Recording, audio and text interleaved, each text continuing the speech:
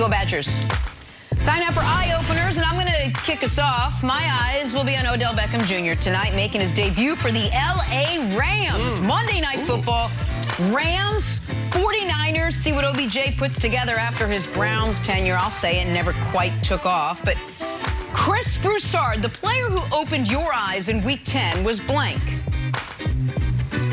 Jenna, I usually don't go negative on this. I'll leave that to Nick. But Mike White, all right, the New York Jets quarterback. Can we stop it now? Can we stop it now with the Kurt Warner, even Tom Brady comparisons? No more articles about Tom Brady and Mike White being one and the same, potentially.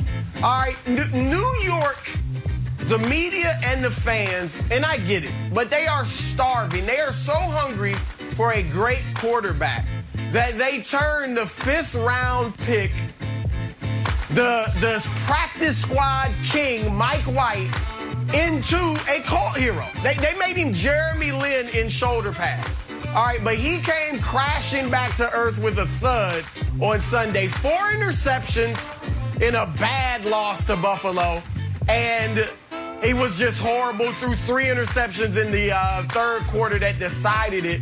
So now we can put all those comparisons to rest and give the job back to Zach Wilson. All right, you spent the 2nd round pick on him. There shouldn't be any controversy. When he gets back healthy, and that could be next week, he will be the starter, and that is good for New York. So, Nick, it didn't really open my eyes because I thought Mike White would be who we thought he was eventually, but it opened the eyes of the Big Apple, and they're better off for it. Yeah.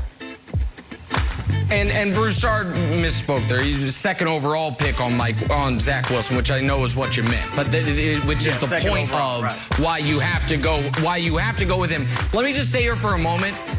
I think this Mike White game was the first good thing to happen to the Jets in the better part of a decade. Correct. The worst thing possible for the franchise was for Mike White to have played great, then gotten hurt, not like we thought it happened last week, to where everyone would only think of him as the great player. Jets fans needed to see Mike White be Mike White. They did. Now it's gone forever, and you can move forward with Zach Wilson. I wasn't a huge fan of Zach Wilson coming out of BYU, but the Jets obviously were. They have to put all their time, effort, and energy into him. You don't do anything with Mike White. When people say a Kurt Warner situation, the Rams quarterback was Trent Green, who was fine and did well with the Chiefs after, but it wasn't a guy you had just spent the 2nd overall pick on, and so I think this is actually good for the Jets. For me, the answer is Dak Prescott, because Dak answered the question, is his calf fully healthy? The answer is yes. He's sliced and diced the, temporarily playoff Atlanta Falcons. They were the playoff team going into the week, not anymore. He was spectacular. This game that I was ready to watch the whole thing of, you could turn this game off midway through the 2nd quarter. It's 36-3 at halftime. Dak was spectacular. And this was low-key a very important game for Dallas because they have the toughest game on their schedule next week. So if they lost last week, had they lost this week, all of a sudden they're staring at a 3-game losing streak. You might be like, Nick, I don't have the Cowboys schedule memorized. What are they doing next week? Oh, they're going to Arrowhead, America, installed already as more than field goal underdogs because, they're playing the most dangerous team in the AFC, the Kansas City Chiefs. So they had to get that win. They got the win. Dak was great. And a little Dan Quinn. Dan Quinn, okay, I maybe blew the Super Bowl when I was the head coach of the Falcons, but I'm not going to let you guys beat me up when I'm the D coordinator for the Cowboys. So Dak Prescott opened my eyes wild. All right, so my answer is Russ / the entire Seattle Seahawks organization. This whole year for the Seahawks has been like a bad comedy football movie that's not funny at all. Pete Carroll's out there throwing hand warmers instead of challenge flags. DK Metcalf got ejected, didn't realize it, came back to the huddle like, no, you got ejected. He said, okay. And Carlos Dunlap threw a Packers shoe and got a penalty. Like, isn't that funny, guys? No. Meanwhile, Russ had one of the worst games of his career, went 20 for 40, 161 yards after rushing back from a finger injury. And he said, you know what? I was fine. It wasn't the finger's fault. He even released a hand hype video to get us excited for this. I'd never seen a hand hype video. It didn't live up to expectations. Not too excited about it. So should Russ have come back? Probably not. Do I think there's major issues in Seattle, Nick? Yeah. We're not that far removed from Russ saying he wanted to leave, and I don't know how a mess of a 3-6 season makes him want to double down and stay in Seattle. Do you think that Russ's time in Seattle is coming to an end? Because I do. Oh, I think it's closer than it's ever been. It's closer right now than it was this offseason because they were never trading him this offseason. But now you do have to wonder if that's on the table. I'm personally surprised that all the pantomiming huddles with no one around didn't pay off more. But I have a journalistic question for Chris Broussard. Because it was reported on Sunday morning on the NFL Network that Russell Wilson was rehabbing 19 hours a day. Now, I've never been a true professional journalist. I have a journalism degree, but I've never been a true professional journalist. Broussard has. He's won awards. He's written for the New York Times, all these things.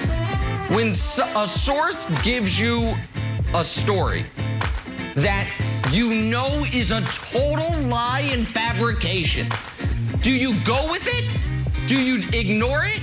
Or is the story Russell Wilson's camp is lying about how long he's rehabbing, arguing he's rehabbing 19 hours a day? What do you do as a journalist? Because the NFL Network is like, hey, big news. Russell Wilson doing one-finger push-ups while rehabbing and reading to small children. Amazing what this man does. I just thought it was a little too credulous of reporting. You tell me, journalist Chris Broussard. Well, look, if a source tells me that on the phone or something, I chuckle, I laugh, I giggle, say, wow, really? And I never write it. Because obviously that's ridiculous. 19 hours a day. Maybe if I'm talking on the air, I say he's been around the clock rehabbing. His people joked it was even 19 hours a day, but no, you can't go with that. Yeah. That's just ridiculous.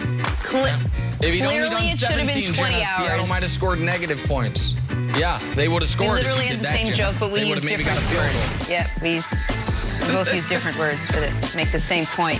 Hey, I don't like what I saw out of Russ. I do like what I saw out of Cam Newton. Superman had his cape on yesterday. Did Cam prove he can actually carry Carolina to the playoffs? Ask these guys next. First things first. I'm back. From now until the end of time. Sadly, I got so excited my Siri phone started going off. All right, we're going to get to all that Sunday afternoon football. We start with Sunday night football, where Patrick Mahomes and the Chiefs had their way with the Las Vegas Raiders. KC looked nothing like the team that had struggled to score the last 3 weeks. Mahomes looked nothing like the quarterback who couldn't put up those big, gaudy numbers anymore. He went out and threw for 406 yards. He went out and threw 5 touchdown passes. He is the reason Nick is mumbling under his breath throughout my read here to start off the show. Keep going. On a day when the rest of the AFC West lost, the Chiefs won big. They rolled over the Raiders. 41-14 was your final. After the game, head coach Andy Reid on his quarterback bouncing back. Pat's lasted longer than any quarterback in the history of the game without a slump.